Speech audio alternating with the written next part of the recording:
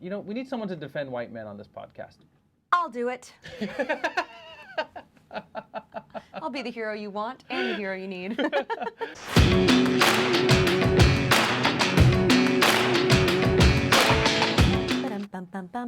Action. Hey everybody, welcome to Dirtying the Frame podcast. My name's Sarah, and Asaad's going to tell you what we're going to be talking about today. We are, but I think you forgot already. We're supposed to do the look into the camera again. Let's try it. Okay. We're keeping Hi. all this too. Yeah. Welcome to Dirtying the Frame podcast. Shit! Okay. You're okay. One note. Okay. Hey everyone, welcome to Dirtying the Frame podcast. Oh, you nailed it. Oh, you nailed that one. Okay, cool. My name's Sarah, and Asaad is here today to tell you what we're going to talk about. Yes, Sarah. We both have a bunch of. What are you laughing about? What do you have to do different? You only have one camera. Yeah, exactly. Yeah, I give you extensive notes. Pages and pages. Today, Sarah and I both have actors, actresses, directors we love that we always want more for. Is that fair to say, Sarah? Yes. You know, it's like that person that never left their small town. You're like, I want more for you. You don't have to work at Foot Locker your whole life. Not Although that there's anything wrong with that. And whenever we see one of our actors that we love in a bad film, we're just like, ah, shit. It's a reminder of a couple things. That one, sometimes you just have to take a role because money is good. Two, sometimes there's not great roles out there. A lot of movies being made, a lot of TVs being made, but there's not a lot of great roles out there. And today we are going to list our top 5 actors that Hollywood has no clue what to do with. Is that fair, Sarah? I'm sorry. I thought we were talking about our top 5 Frappuccino flavors. No, I'm sorry. We're breaking down the movie Strays. Okay, I'm gonna need a quick 2 seconds. I'll be right back. Just throw to you, and then I'll be. No, I'm just kidding. So a couple things, guys, about this list. These are actors we like, that we see promise in. Yes. That we're like, oh man, I just wish they wrote a good role for that person. So what we're gonna try to do is maybe dream up a scenario, because we here at the Dirty in the Frame podcast, we don't just complain. No. We offer solutions. Yeah. So we're gonna identify the 5 actors that we wish Hollywood knew what to do with them, and then we're just gonna give it a shot on what movie we want to see them in. Does that sound okay, Sarah? I'm excited. Let's get to it. Let's get to it. Do we have an honorable mention from you first? I do. I would like to start with my honorable mention. Did not make the list, but very close. I'm a little concerned for Bob Odenkirk. Oh, this is a great pull. So Bob. Oh, you're cooking early. Yeah, I mean, Bob is, I think, came up in comedy and did a lot of comedic writing and shows that nobody really heard about or knew about. Maybe people did, but not the masses.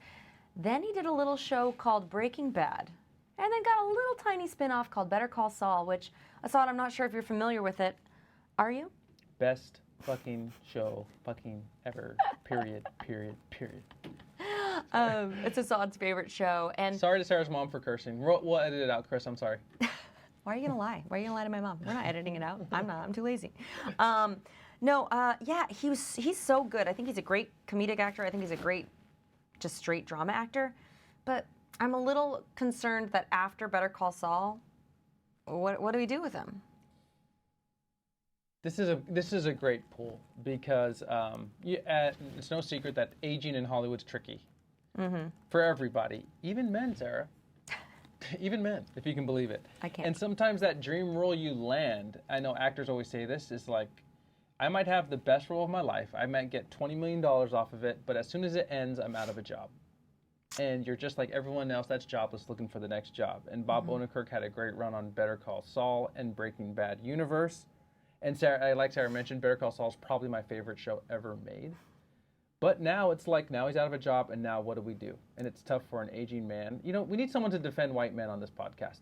I'll do it. I'll be the hero you want and the hero you need.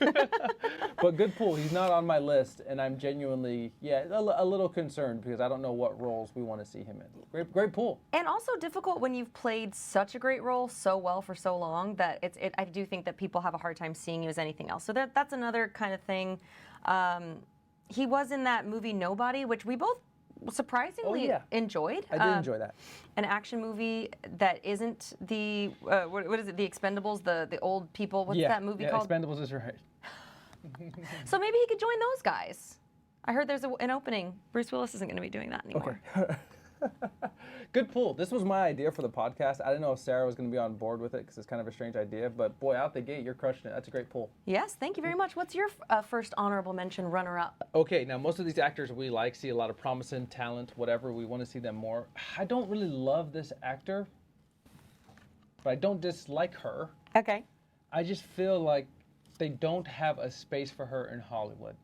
And she made her career with one movie, almost one scene. And now it's just been a scramble to get something that works for her, and we haven't found it yet. My honorable mention is Tiffany Haddish. Oh, yeah. It's already tough being a female, obviously, because like there's no good roles written for you. It's tough being a black female because they're going to typecast you. But I'm worried about her amount of fame right now because she's showing up in everything. Yeah. She's in everything. Remember the card counter that she was randomly in? Yes. She's getting a lot of opportunity, which I'm like, hell yes, Tiffany, go get your bag, man. Go make sure you're straight and your family's straight for years to come. But if it's just from an acting standpoint, I don't know if Hollywood has a clue what to do with Tiffany Haddish. We just came off the heels of Haunted Mansion, which haunted our theater, right? Was our theater haunted? Yes. Yeah. And so I'm a little worried for Tiffany, I think, because there's such an importance placed on diversity in casting now. She will get a couple roles that maybe she isn't perfect for, but she's probably the best name for that specific role of like, hey, we need to cast a black woman that can tell a couple jokes, you know? But I'm bothered that I don't think in the next 5 to 10 years we'll get a role that's specifically for Tiffany to show us something else. So Tiffany Haddish, I wish it wasn't true, but she's my honorable mention for Hollywood not knowing what the hell to do with her. Yeah, and I agree with kind of like what's the move as an actress, right? If you're Tiffany Haddish, I think the move is exactly what you said. Just get your money, get your bag, just like take all the roles. But also, there is a chance that if she goes a more, if she's more picky about what she takes and tries really to curate a career. Now, this is how it used to be. I don't know what the fuck's going on in the industry right now, but that you might be able to really cement your name as a movie star. Yeah.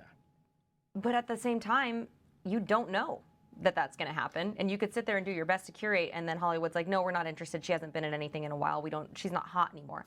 So yeah, I think the move is just to like keep working as much as possible and just like keep putting those coins in the piggy bank because I have an idea, but I'm not going to give ideas until we get to our actual list for Tiffany Haddish. But I hope she does well. I want to see her win because I love her spirit. And the thing is like she comes from a long history of comedians usually they usually do a good job at serious acting. Mm-hmm. A lot of comedians will tell you it's harder to be funny than it is to be serious, so the transition's easy. I don't know how good of a comedian she is. I know she's talented in front of a screen, and she can really light up a scene, but hoping something happens for her. Well, and it seems to me, and we can move on after this, but it does seem to me that she is maybe one of those people who lights up a room. Exactly. You know what I mean? Yes. Like if you meet her in a room, I bet you are like, that girl has something. She made me feel a way. She was really funny. She was really authentic to herself. She makes you feel good in a room.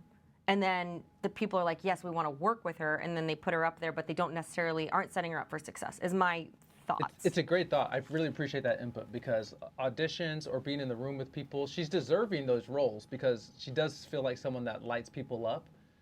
I just don't know how good the roles are that she's getting. Yeah, exactly. Hollywood just doesn't know what to do with her. Mm-hmm. Perfect for this pod. All right, my next honorable mention is Aaron Paul. Oh, shit. Another Breaking Bad. Are you just going after all the AMC people? Oh, yeah. Next we have the lady who played the wife, Skylar. She doesn't have a name. Lady who played wife. Not reductive at all. The lady who played wife. I don't remember. Come on, man. Again, with the improv, I'm not so good at it. No, this is it. So, it would have been a smoother transition if I would have went back to back. But yeah, Aaron Paul, man, like, I think he's a really good actor. He is. I think on Breaking Bad, he was really good. And he fit that role so well. And I know those casting directors who casted that show, and I think they're very, very fucking good at what they do. And they nailed it with the entire cast, but especially with Aaron Paul. And, man, he's done Need for Speed since. I'm cool. El Camino. I'm bull. And The Last House on the Left. All right, I'm going to head out. Yeah, it's not great, guys. It's not looking great for the old Pinkman. However, I will say this. He seems to be very happy in his personal life. His wife is beautiful. She seems very kind. They've got a cabin in like, Wisconsin or something. They're chilling, man. Idaho. Sorry. Yeah, so I don't know. I think he wins in that Jesse Pinkman type of role. But how many times can you play that? It's so specific. Yeah. So that's my second honorable mention. Who's yours? I was worried about you not wanting to do this category, and you've been crushing it. Oh, thank you so much. Me. What? No, not me. Hollywood doesn't know what to do with you? Hollywood doesn't know what to do with me. I'd be a great movie star if only the man would let me in. This is such a good honorable mention. I'm kind of surprised he didn't make my list. Now, his best performances come in Apple TV commercials and Mad Men. Jon Hamm. Ooh, I'm getting your reaction. Apple TV commercials. Yeah. Oh, because he's like, everybody's getting cast in things except for me. And I don't know what it is. It's a great point. I think Jon Hamm, and this is similar to, and we should do a deeper dive on the actors we're naming right now, because it seems like a lot of them have had a big role and they're just trying to recapture glory from there. Mm-hmm. This is nothing against the actual actors. It's just just so many variables on what it takes to be a movie star in today's, like, the role has to be out there for you, And Jon Hamm, I think he's a talented actor. I think he's decent comedically. I think he played a good asshole in one of the many Boston movies where he's a cop. I think he did a great job in Mad Men. And he's done like the inspirational Disney movie where I think he's coaching people or He's whatever. Got a whistle for some reason. We don't know. Yeah, Jon Hamm with a whistle, But it feels like when I saw him in Mad Men, it was like, oh, this guy, once he moves on from TV, yes, that used to be a thing, moving on from TV, to the big screen, he's going to have like this huge career. And it just hasn't came yet. I think he's like showed up in a Top Gun. But he's a lot more pigeonholed than I thought he would be when I saw him in Mad Men. Go ahead. Sorry, by the way, he didn't work in Top Gun. He did not. It was so weird. He's like, I'm the general. You'll listen to me. And I'm like, well, no, you're too pretty. And you haven't done a push-up in an age. Yeah. I mean, he's had a great career, so this is not a shot at him. But I'm just like, I thought I would see him in different things. I thought he might be like, and not to give away some of the ideas I have for other actors, but I thought, and I would like your opinion as an actor, like he would be more of a one for them, one for me type of actor, where it's like, I'll make this big budget film, but then I'll make this quirky independent film that I like, that has a lot of heart, that's a passion project, but I haven't seen him in anything that's like, has heart in it, Yeah, I think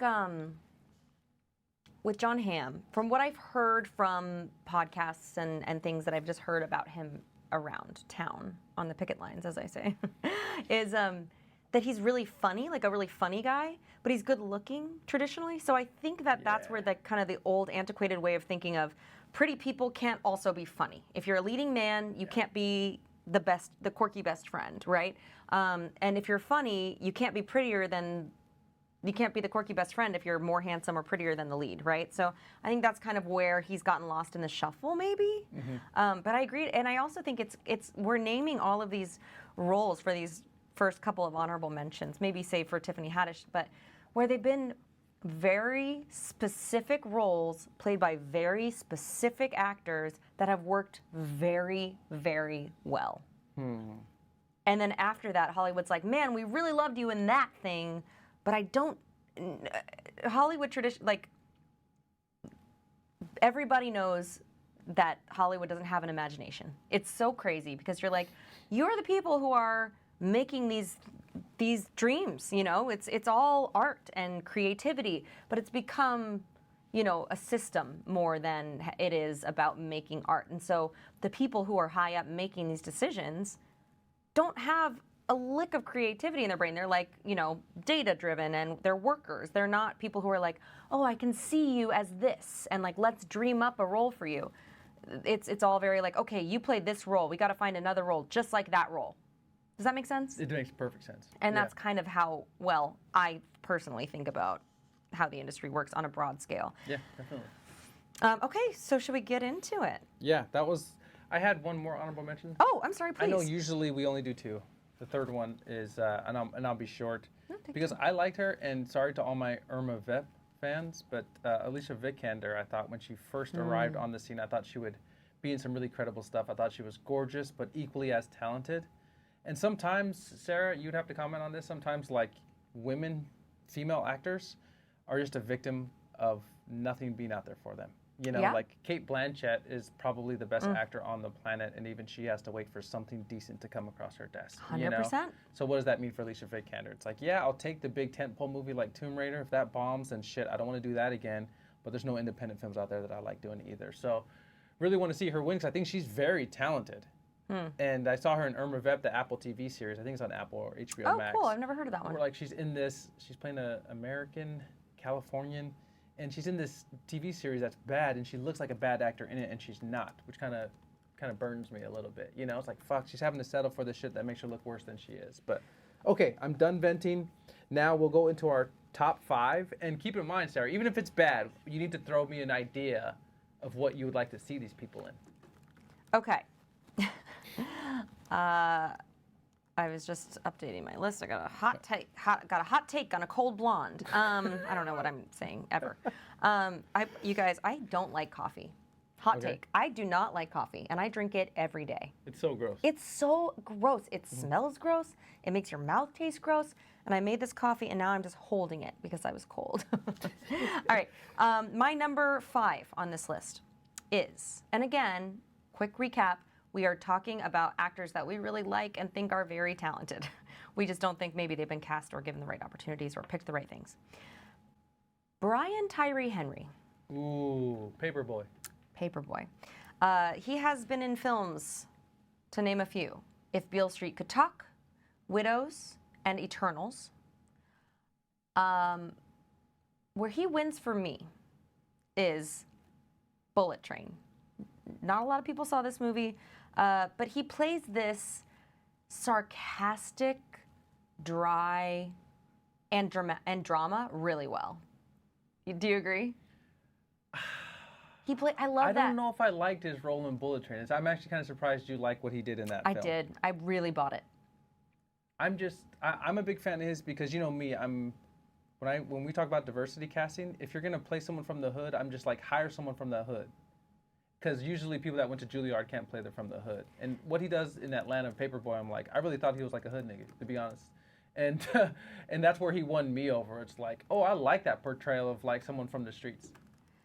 Well, I'm pretty sure, I'm Googling this to make sure, I'm pretty sure he went to Yale. Yeah, he did. Yeah, that's what I'm saying. Like, he's one of the few actors that can play someone from the hood. Like, same with Damson Idris on Snowfall. You know, like, they do that very well. He's British. What the hell? Did you know that? I did very well. He's not from Compton. He's so good at acting, and he's fucking British, and his accent is good. All the Brits are good at acting. I think he plays the, like, sarcastic, and this is, again, he's got the leading man chops, but he doesn't have the leading man looks, right? Mm-hmm.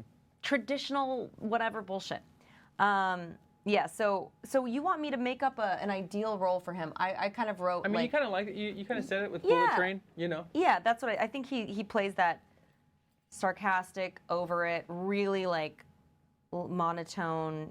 And he's just a really phenomenal actor, and I hope that he's around and starring in things for years to come. I was happy to see him in Bullet Train because I didn't think he fit in that movie, but it worked for me.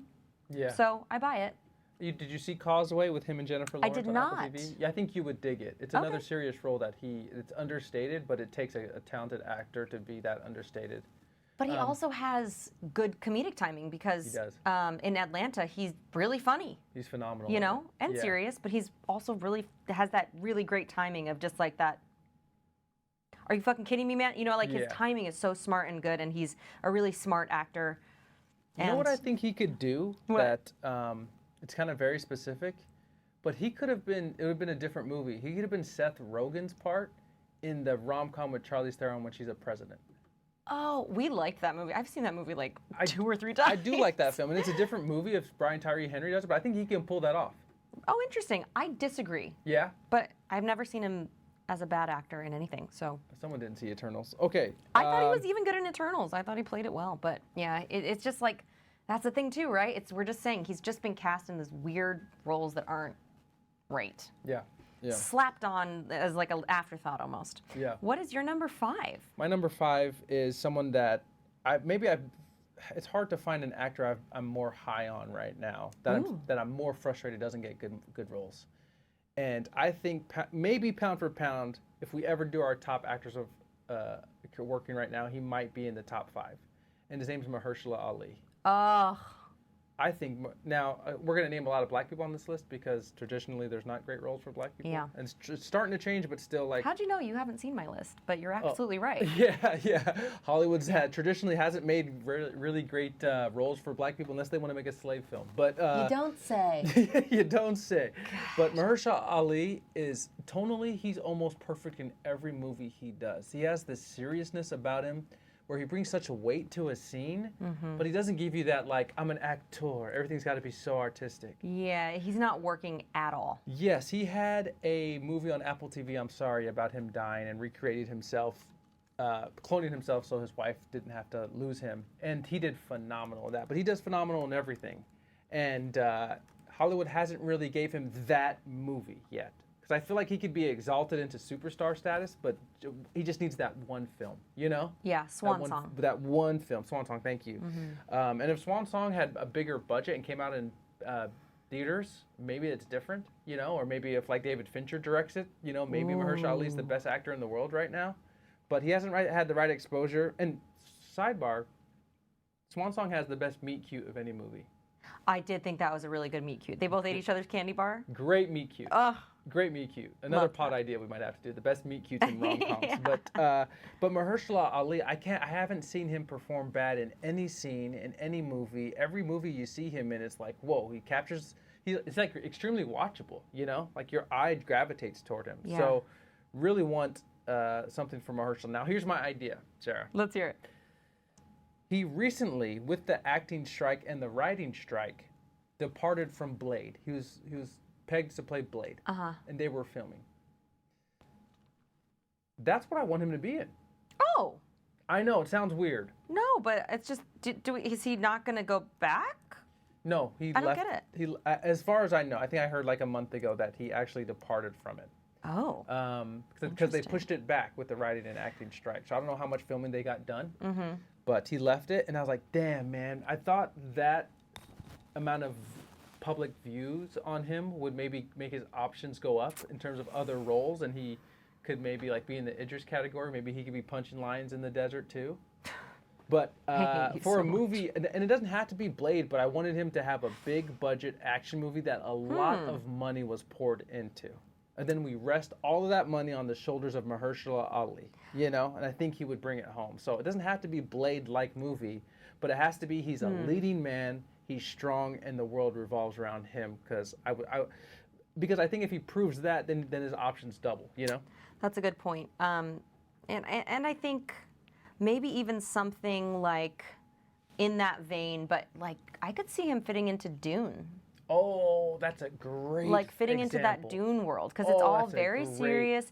He would play like a good, you know, no nonsense type of like he's just a phenomenal dramatic actor. Yeah, and a serious action film like Dune, like an epic. I'd buy anything he was saying. You know 100%. What I mean? It's like one of those things we kind of talked about this before about how actors have to say mumbo jumbo all the time, like the Tesseract. Otherwise, the third dimension will implode, and my great great grandmother will never meet. You know, and he could say that, and I'd be like, oh God, go get it. You know, go get the Tesseract. No, that's a great pull. Mahershala Ali in Dune makes so much sense. He could have played even the what's that guy's name? Oh, this is tough. I can never remember his name. Who played the dad in Dune? Oscar Isaac. Beautiful hair. Yes. Love Oscar Isaac. Love Oscar Isaac. Yeah. But he would have played that role really well, the king or the definitely. emperor or whatever. Yeah. That or I would like him. I wanted him to play Elvis. That face we got you. Okay, it's on to you. What's your number 4? This woman. Uh-oh. A lot of women and black people on this list. And she's both. Okay. Zoe Kravitz. Oh, shit. Zoe. Let me tell you, after watching her face, I was like, who is this striking creature and how is all of that beauty in one person and why is that fair? She's been Catwoman. She's been in Big Little Lies, and she was good in Big Little Lies. Yes. I did read the books and thought it didn't match the character at all. I liked the swing of putting her in it. And Fantastic Beasts.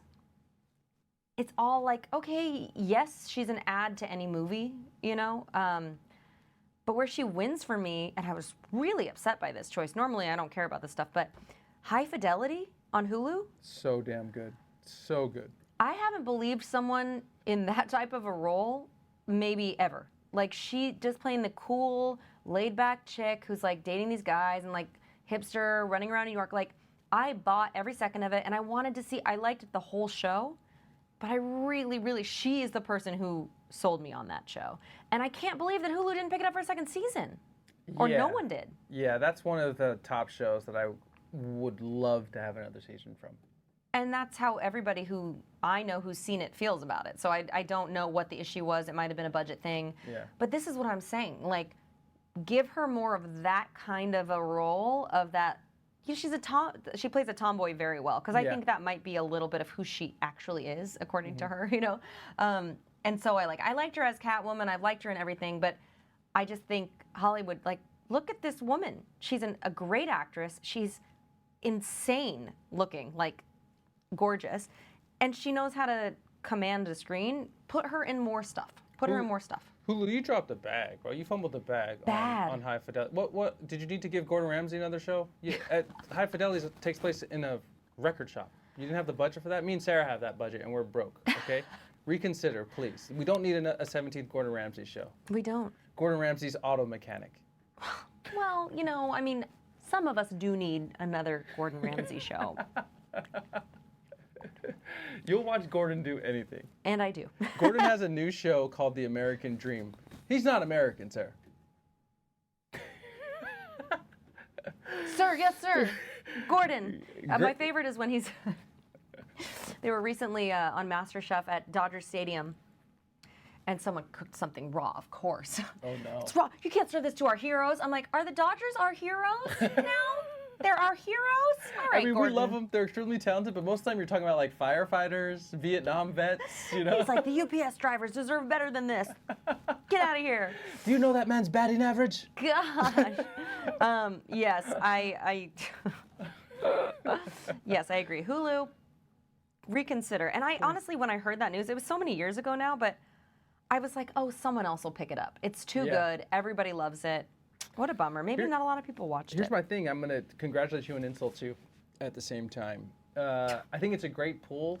For me, I think Catwoman's perfect, though. I think her playing Catwoman is perfect. I don't know if she's going to continue in that role or how big that's going to get. But that to me was like, oh, she gets to keep her sexy. Yeah.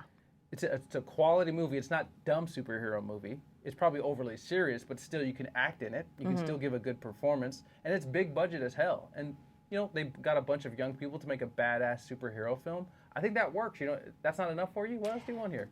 I did like her in it. I just didn't like that role that much, and I just don't think that she really got to do very much in it. I feel you. Yeah. Okay. And I didn't like that iteration of the movies at all. I don't think that Robert Pattinson is a very good Batman. Damn, hot take. Great actor, bad Batman. Yeah, and I need, you know, it's all right. I'm not going to go into looks again. Okay. My number 4. 5? I think Mahershala was my number 5. Okay, got it. My number 4 is Gal Gadot. I almost put her on my list too. Yeah, and usually I think the other people on this list don't have a lot of films. Gal Gadot has a lot of films. Okay. And every film she makes, it feels like she's getting further of something that serves her. You know? Remember Murder on the Nile or whatever? Oh, God. Yeah, and she's, I mean, obviously she's striking. And obviously she had a career-defining movie with the Wonder Woman franchise. That kind of went up in flames in a weird time for the DC Universe. But even then, when she's You sounded like such a nerd when you said that, by the way. Just so you know. I'm a virgin, so. He said, and such a weird time for the DC Universe. And my penis is a calculator. I just nodded again on myself. Yeah, now, and this seems strange to say this about someone who's had such huge films under her belt already. The belt of truth. I was going to say under that big gold belt. And she's going to be fine. She's going to make great films for a long time. Spoiler alert for the last Fast and Furious. She reappeared. Her and Michelle Rodriguez are in for a buddy cop film for Fast and Furious 11. Spoiler alert. But Gal Gadot, I think she's somewhere underneath all of the bullshit roles she's having to play for all these Netflix movies. She might actually be a good actor. I know. I think you disagree. But I think there's a role out there that she could be a good actor. Now, here's my idea. Let's hear it. Rom-commer. Here's my idea. Acting classes. You're a hater, man. Stan You're really a Studios. born hater. That's crazy. You just wake up hating. What do you think about Gal Gadot in I don't think she could do rom-com? it. Now, you don't think she would? I don't think she could. Well, here's the thing. There is about 30% of the first Wonder Woman where Chris Pine is crushing everything coming to him. He's the comic relief. He's the beau. He's doing everything well. And I'm like, oh, could this actually be a movie without the whole saving the world shit? Could this actually be a movie where Chris Pine is bringing all of the charm and she's not bringing any of it? You don't like her charisma? You don't think she could do a will they, won't they type of thing? I love Gal Gadot. I just saw her face big as the sky on the Netflix building when I was driving to on the 101 today. Mm-hmm. And I was like, who is that stunning, gorgeous, breathtaking creature? I don't think she can act her way out of a fucking paper bag. Damn. I don't think she can act to save her life. And I didn't put her on this list because I don't think she's a good actor. I feel you. I'm in love with her, but I don't think she's a good actor. You know what? You might be right. I just think there's sometimes she hits a tone where I'm like, oh, you could play a serious... You could be a layered character. I just haven't seen it yet. Maybe you're right. Maybe she's not capable of it. But I'm like, could she do a rom-com? Because... You're right. Sometimes your looks work against you. Like Gal Gadot, you're too striking to be in like an office movie. You know, you're not like the secretary. You know, you're not buying her as like somebody who's just like grabbing bagels. Yeah, you're not going on coffee runs or something. She doesn't even know what a bagel is. I bet. I guarantee she's never eaten a bagel. But you can't. Okay, if it's not a rom-com, could she be in like a Devil Wears Prada type of movie where she is the devil, like she's the Meryl Streep character? No. Okay. Yeah, I know it's tough to compare anyone to a Meryl Streep role, but okay, all right. Well, not anybody, but not Gal. I don't know. Where do I think Gal Gadot works for me? I think she works in a Fast and the Furious. I think she works in a movie where you don't have to be a great actor. There's stuff happening around you. You don't have to make the stuff happen. Yeah, and I think she works as like an action type star. You know, like some of the Charlize Theron roles in her action movies, maybe. Just nothing where I like that type of vibe from her. Like I like her as, what about that movie Ambulance? Like I know that the girl's supposed to be younger, but like something like that where she's, you know, that kind of like sexy nurse, no nonsense, like, hey, I know what I'm doing here. But Sarah, I feel like she's done that a million times. No? Yeah, maybe. I just think that's where she wins. I think she wins in kind of an action-y type, like, you know, maybe even like, well, I guess she couldn't now, but she could be like a Black Widow type character. I want to see, or a Laura Croft, you know, like something like that where that works for me for her. Okay, how about this? This is my last attempt at getting her to do something different. That Don't might be mess it groundbreaking. Can she do the standard 101, I'm too pretty in Hollywood move and make a movie where she's ugly, where she removes her blush and she's like, I'm an ugly normal person now. Removes her blush. She does the Charlize Theron. She's like, I'm leaning. I hate the fact that I'm the most beautiful person on the planet. I'm gonna remove makeup and now I'm gonna make the audience think I'm ugly now. Still doesn't work. It's like that part in Barbie where Margot Robbie didn't have makeup on. They're like, I'm ugly. It's like, no, that doesn't work. You're still beautiful. So funny. Like, they called it out though, so thank you. Yes, that was great. But you don't think Gal Gadot could do this? Gain like 50 pounds and then she plays like an Amazon worker with no makeup on, whose husband cheats on her? First of all, I am going to agree with everything you say for the rest of this podcast because you just said the cutest thing I've ever heard, and you said she can't take off her blush. Like, is that a thing? It was like the first thing that popped into your head of like a makeup. Is that a thing? Is blush not a thing? Yeah, no, you nailed it. It was just very cute that you said blush. I've been in Sephora before. I'm an almond. You're a hazelnut. Hazelnut. Oh yeah. Yeah, yes, I agree. Gain 100 pounds and take off your blush and your shirt. Okay, my number 4. It's 3, fam. You're wildin'. No, I haven't said my number 4. What were your last 2? Zoe Kravitz. Oh, you right. See, this is what happens when I went too fast. I didn't number them. My number 3, not that anyone's counting, is Michael, I'll do the fingering Fassbender himself. You just wanted to say that sentence. You just wanted to say that sentence. Actually, you're right. Holy shit. He doesn't have anything. Say that again. What were those words that just escaped your lips? You're right. He's been in Prometheus. I'm bull. Next Goal Wins. I'm bull. X-Men. I'm a head out. Alien. That shit ass. I wish I had more to see if you could keep up. Where I think he wins, and the reason I think that Hollywood doesn't know how to cast him is because he doesn't really have that like you know, we've talked about movie star quality. He doesn't have that. Now, Gal Gadot has that, right? Not a great actor, but she has that something, right? He doesn't really have that something, I don't think. And I believe he is married to your runner-up, Alicia Vikander. Yeah. So, you know, 2 on the same list, but they're both happy, I'm sure. You know, He's a phenomenal actor. he's a really great, much like Brian Tyree Henry. I think he's classically trained. You could put him in a theater play, and you'd be like, "Wow, that's so good." I think he's great. I just think because he doesn't have that, like, you know, leading man, handsome looks, and then also that kind of it factor, as if you'll, you know, we call it the je ne sais quoi. I just don't think he has it, so people don't know what to do with him. Where I think he wins, a movie you've made me watch several times, Steve Jobs. Oh, yeah. I think he's really fucking good in Steve Jobs. Heavy dialogue. Yeah. Strip everything away. Really minimal acting. You can't see him working ever.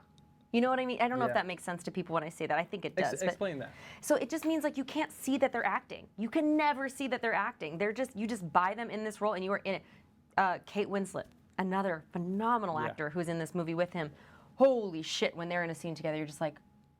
Which, I want to piggyback on this because I don't know how many actors or aspiring actors watch this, but that's something really important that Sarah says there. It's like Bryan Cranston does this too, where it's like you just never feel like they're acting. You're just always in on their character, which is incredibly hard to do, period. But it's even harder to do when you're a famous person. Oh, yeah. I mean, you know like people already know you, and you can still make them forget you and be in the character, you know?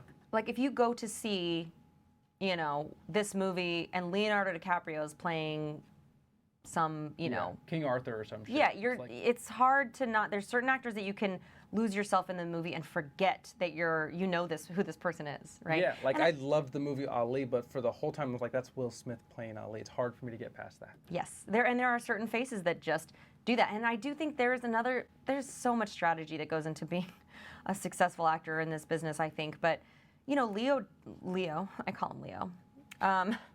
We dated 20 years ago. That was a little joke about him dating young people. You could explain all your jokes from now on. I think that's how they work. I do feel I have to because I'm not very good at jokes.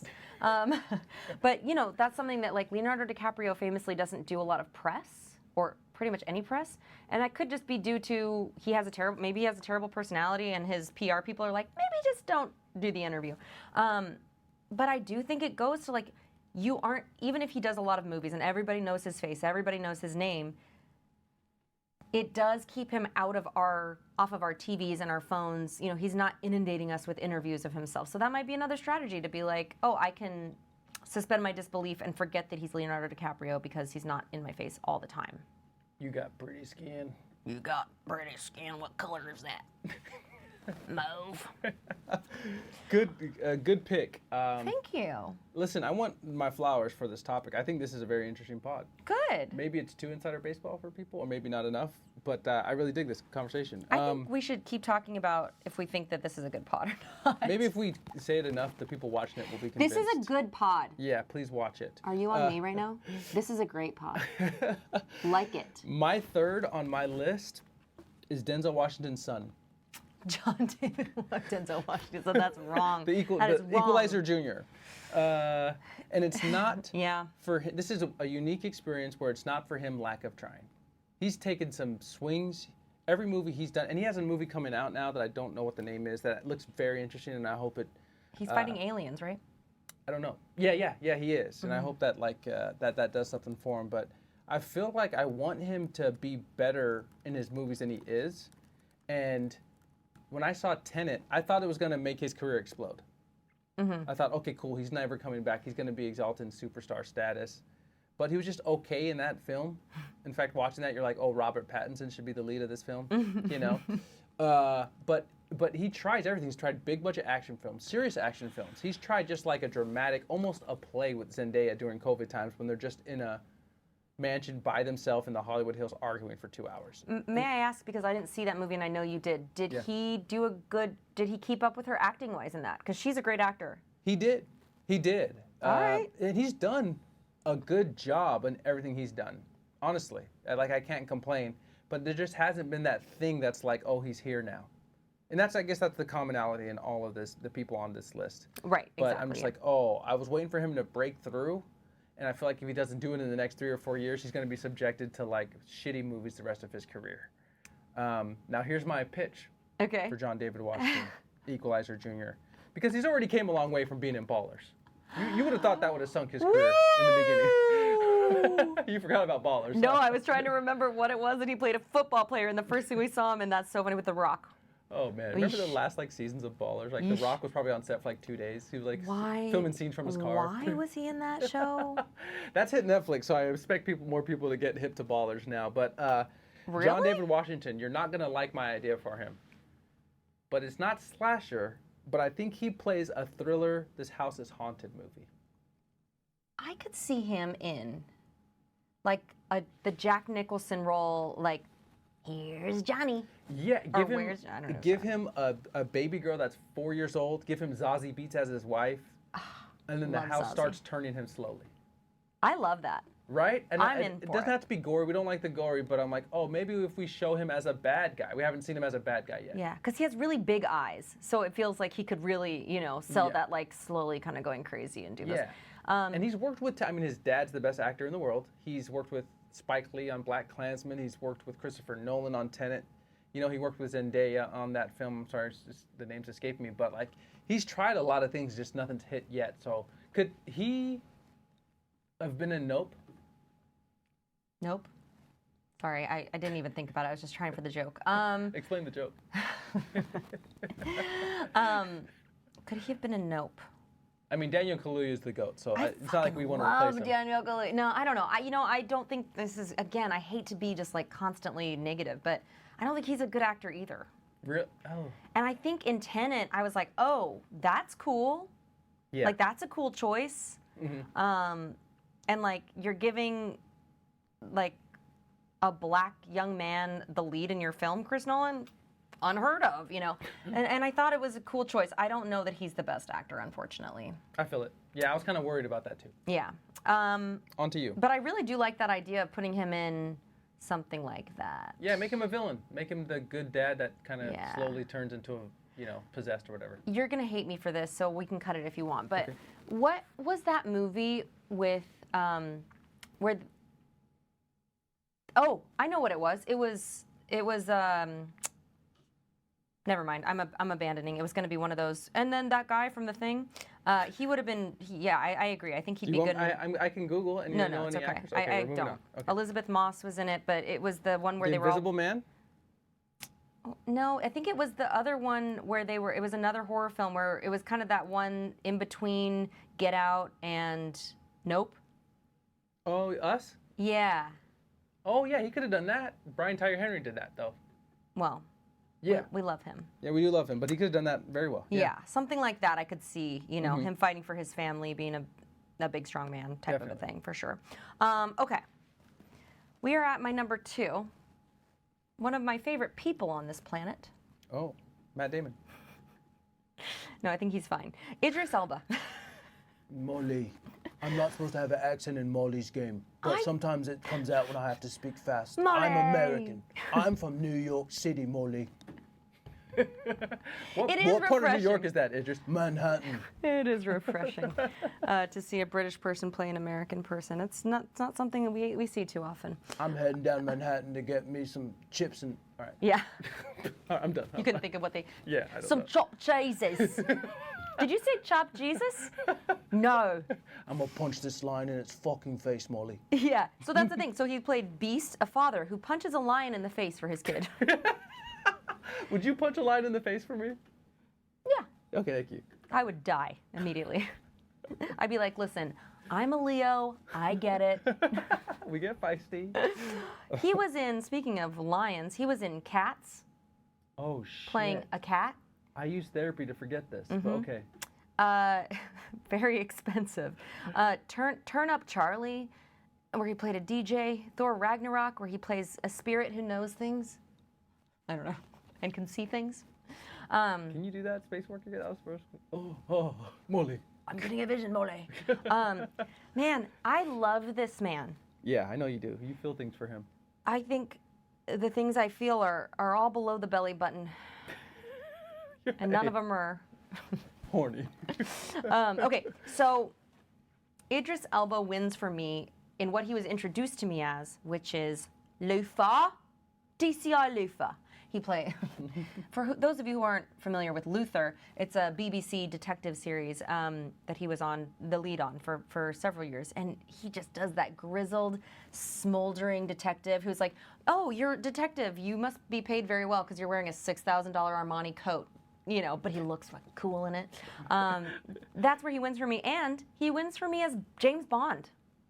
Overdue. Hollywood, stop playing with my mans. But I think the issue is, if I have to guess, which I am going to, I think his actual personality as a person might be a little like goofy and nerdy and weird, but he looks different than his soul looks. You know what I mean? This is a great point you're bringing up. This is a thing about men, because no men look cool on social media. Like, no men should ever talk on social media, because none of them ever look cool. You know? You just ruined the thing, the mystique. Yeah, and so he's like this sexy, you know, smoldering dude who like plays cool very well. But I think because he's maybe, this is a guess, I haven't heard him in too many interviews, but it seems like he, you know, he's an actual DJ and he wants to play these like cool, funny, funky roles. And I'm just like, dude, it's not working. Like, it's not working. Like, know who you are and just play that. Or forget who you are and play the other thing. Yeah, so that's my number 2. A new twist to our favorite segment, the Je ne sais quoi test. I am going to add Idris Elba hitting on you in a bar, but I'm going to see how bad he can be before you say no. Deal? Okay. Hello, your name's Sarah, right? How did you know that? Big fan of your pod. Oh my God, thank you. I'm a big fan of yours.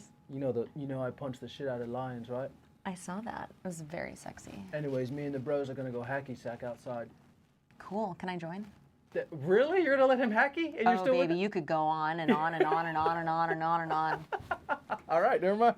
Okay, my my Did number you see me lick my coffee cup seductively? That was weird. Yeah, that's the closest you ever got to the camera. No, but I'm sorry. It was probably out of focus, and nobody really wants to see that close, you know, or at all. Idris did at that bar. That's all that matters. Thanks, Idris. Hey, Idris. What's your number 2? My number 2, and I got scorching hot takes for these last 2. I'm ready. My number 2 is Dwayne "The Rock" Johnson. Oh, interesting. Yeah, I know. I know he's done everything. Huh. I know he's probably going to run for president in 10 years. I hope so. And I think this is a different discussion, but I wanted to add it into this one, which is like, oh, maybe you can't lead a movie anymore, and maybe it's time to be the sidekick instead of the main attraction. How can you have a sidekick that weighs 100 pounds? Oh, I have the answer for you. Of solid muscle. Would you like to hear the answer to this? Yeah. It's in what I want him to do next. You want him to go back to wrestling, don't you? I've always wanted that because John Cena's a bitch. You little nerd. You want him to go back to wrestling. I'm just kidding. I love John Cena. No, don't go back to wrestling. He does that every so often. But you talk about being a 300-pound size. What if he loses the weight? Oh, he'd have to stop juicing. Don't do it. Don't do it. What if he goes full Christian Bale? The Machinist. Exactly. The Rock shows up. I mean, Curtis Jackson did this. Christian Bale did this. Matthew what if he McConaughey, shows up 190 pounds, lets his balding hair grow, and he works at like a Home Depot, and he's looking at tax evasion, and it's a dramatic role where he doesn't have to choke slam anybody, where he doesn't have to pick anybody up. He has to pick his spirit up.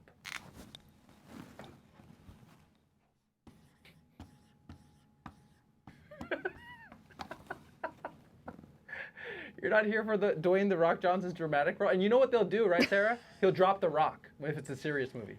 It's just Dwayne Johnson now. Dwayne Johnson. And it's an A24 film. Mr. Johnson. Yeah. I'm not. If you're nasty. I'm not The Rock any longer. I don't even know Kevin Hart. I've never done a movie with him. Oh, you know what? Actually, I feel like I should agree just because I haven't this whole time. But I actually really liked that movie he did with Kevin Hart. Well, which 9 of them? Wait, didn't he do wasn't it one where they had to like go back to school at night school? Oh. Was he in that? I don't know. I think yeah, he was like an undercover FBI agent. Oh, no, he wasn't. He's done a couple because they did 2 Jumanjis together. Kevin Hart did a night school, but not with The Rock. But he did just like Kevin a Hart. CIA. I think it was Central Intelligence. Okay, that's what I'm talking about. He did good in that. I liked that movie, and I like him as that kind of goofy. Here's my issue with what you're saying. Okay. I don't think he's again. I don't think he's a good enough like dramatic actor to do that. I think I love going to see The Rock climbing up the side of a building to save his children from it, and you know what I mean, like as an action star. And he's got that like charming smile, and I think he does well. Okay, and I understand this, but doesn't every actor, especially comedic or action, have that one moment in their life where they're like, I'm going to try to be taken as a serious actor? Right. You don't think it's his time to do this? Or do you think it's too far-fetched because we saw him doing the people's elbow and the rock bottom for too many years on WWE? You don't think he could do it? I think that's what he did Ballers for. I think it was his attempt at serious. His 2 days on set for the final season. I don't know because I haven't seen him do it. So I will say, let's see it. You don't think he has like a Melissa McCarthy like performance in him where he can completely surprise us? Yeah, let's because he can do humor. I'm on board. He can do comedy. He's like a decent he's a good comedic actor. Usually if you can do comedy, you can do drama. Yeah. You think so? You're not buying it, huh? No, I'm on board. I agree. I concur. Okay, what's your number one? My number one actor that I think Hollywood does not know what to do with. Friend of the pod. Talked about her a lot on this. And even more about her tank top. Oh my God. My number one is Brie Larson. Captain Marvel herself. She's been Hollywood put her in a tank top. I think they know what they know where to put her. Put her with a slightly exposed midriff, and you win. That's it. You know exactly where to put her. Captain Marvel, Fast and Furious. Oh my God! In that most recent Fast and Furious movie, where she's like, I'm a bad guy, but now I'm a good guy, and I'm gonna hit you with my shoe.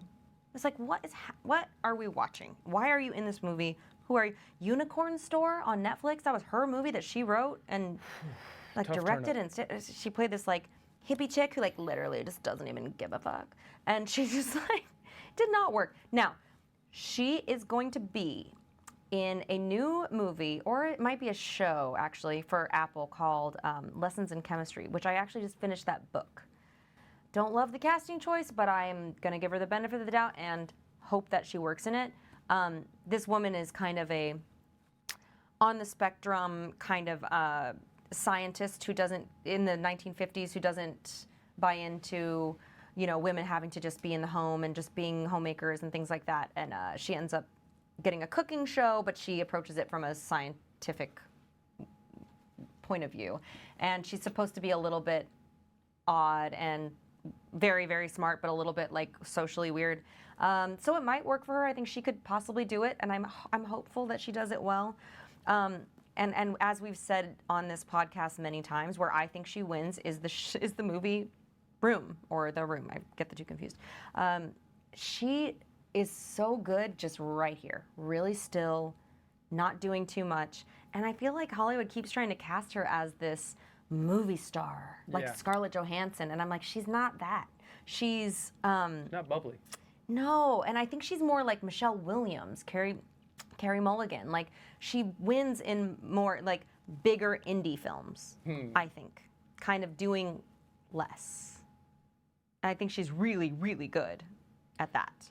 Yeah, I haven't seen someone, and I need to do more research about this because I'm just thinking about it. I haven't seen an Oscar winner take movie roles so far from what they won their Oscar for. It's like, it feels like her Oscar win is like a decent memory. Distant memory at this point. Or maybe what happened was like she won the Oscar and she got a new team or who was like, hey, kid, we're going to make you a star. Hold on tight, you know? Yeah. And, you know, and we're just thinking with our brains. There could be, she could have done Room and been like, I never want to be in that film again. You know, like I never want to spend 3 months being that sad and having that like much drama on set. There was a time where I didn't really love Michael B. Jordan's performance in Black Panther, although I did like his character. And then I saw an interview with him. He's like, well, I thought it was kind of a bad performance, I'll be honest. Then I saw an interview with him, and he's like, oh, I had to be in such a dark space for that film. I kind of got depressed, you know?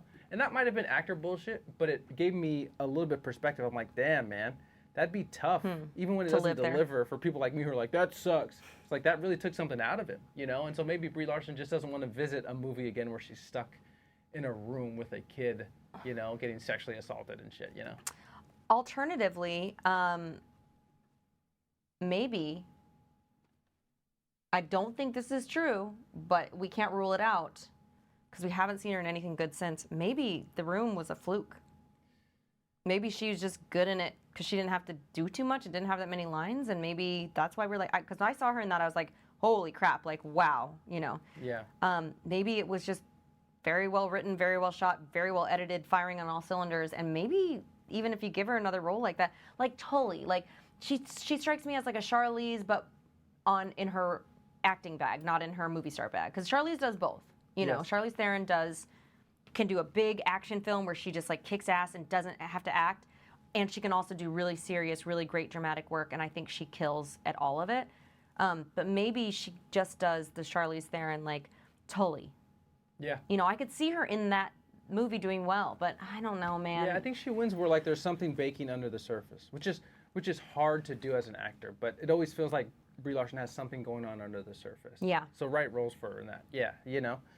Yeah, the more movies and stuff she's in, it feels like The Room was more of, she got lucky. I don't want to take credit away from her because she did phenomenal in it, but sometimes you can be in a very good position that hides your faults and really shows off what you're good at. Yeah. And that she might have been the benefactor of that. Last one for me. Let's hear it. No lead up here. I'm just going to come out and say it because it's the really hottest take, but I don't know what Hollywood is doing with Zendaya. Oh. I don't know. Yeah, now here's the thing. Euphoria is phenomenal. Mm-hmm. That's still Hollywood. I love Euphoria, but movie-wise, I don't know what the hell Hollywood is doing with Zendaya. Because I might be in the small minority, but don't love her wasting her time doing Spider-Man movies. Now, she crushes it, but I don't want Zendaya to be someone's sidekick, like someone's side piece, you know, flying around on a web with the New Age Tobey Maguire, whatever his fucking name is, you know, Timothy Chalamet, the Ross Dresserless Timothy Chalamet. Hold on. Whoa. And I don't know. I just think she has shown she can almost do everything. Let's not forget that, like, you know, I saw her at Beverly Center when she was shopping once. She might have gave me the eye. I don't want to make a big thing out of it. But let's not forget, she came in as like an R&B queen. Like, she has pipes. She can really sing. And I don't think we've put her in something. Now, she's young, so she has time. This is someone that, like, this could take 10 years to get her the perfect role. But I don't think we've put her in a movie yet where she can showcase all of her talent, and I have the idea, Sarah. Would you care to hear it? I'm excited to hear it. This is a style of movie that we hate, but Horror. I think we do it. No. I think we put Zendaya in a biopic. I know, but hear me out. You pick it. Marilyn Monroe. Marilyn Monroe.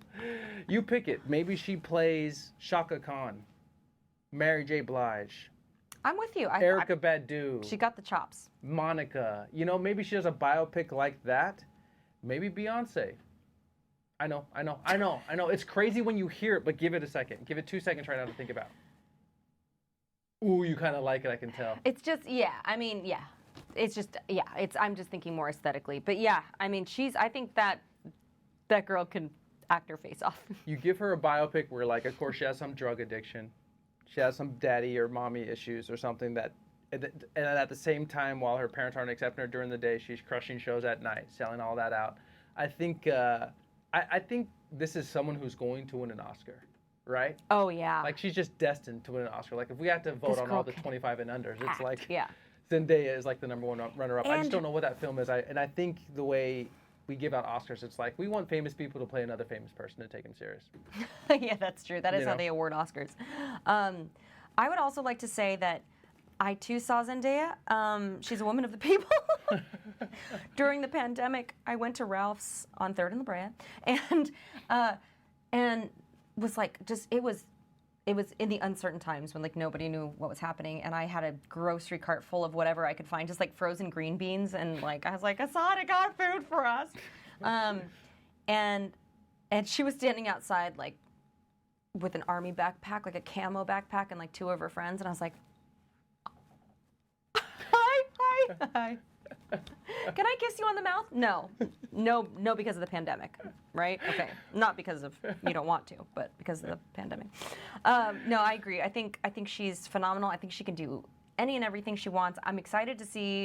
Is it called Champions? Challengers, maybe? Thank you. Yeah. I'm excited to see that because we'll see kind of like her in a leading role, and just from the trailer, I was like, I buy it. I'm in. Like, Yeah. she's so good. I'm a huge stan. I do like the story of COVID hits. No one has answers, but Zendaya does. You know, like I for just you. followed her. I just followed her around the aisles, and she just like put bubbly water into her cart. That's all she eats. Yeah, no, I think a great pod idea, Asaad. Yeah, we might have to keep it rolling. I don't know. I really dig it. You had some gems. I think you kind of came limping into this, and you really crushed it. I think you outdid me. Always. Yeah. I will always outdo you. Don't you forget that. Thank you for listening, and join us again next time. We got a lot more to talk about on Dirtying the Frame. We're out of here. Bye.